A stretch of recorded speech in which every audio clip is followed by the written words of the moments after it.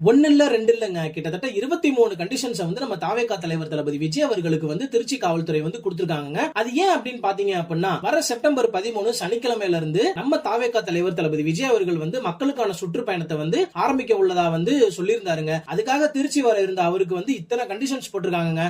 நான் என்ன கேட்கிறேன் அப்படின்னா, கிட்டத்தட்ட ஆளுங்கட்சியில இருந்து வந்து உதயநிதி ஸ்டாலின், இப்ப வந்து எடப்பாடி பழனிசாமி, அதுக்கப்புறம் வந்து பாத்தீங்கன்னா நிறைய கட்சியில இருந்து எல்லாருமே வந்து மக்களுக்கான பிரச்சாரத்தை பண்ண வராங்க. அவங்களுக்குலாம் வந்து இந்த மாதிரி நீங்க வந்து ரூல்ஸ் போட்டீங்களா, இவருக்கு மட்டும் ஏன் இப்படி ரூல்ஸ் போடுறீங்க அப்படின்னு சொல்லிட்டு தாவேகா தொண்டர்கள்னு இல்லாம எல்லாருமே வந்து கேள்வி கேட்கறாங்க. இதுல கூடுதல் தகவல் என்ன அப்படின்னு பாத்தீங்கன்னா, திருச்சியில தாங்க நம்ம அமைச்சர் கே.என். நேருவும் இருக்காரு.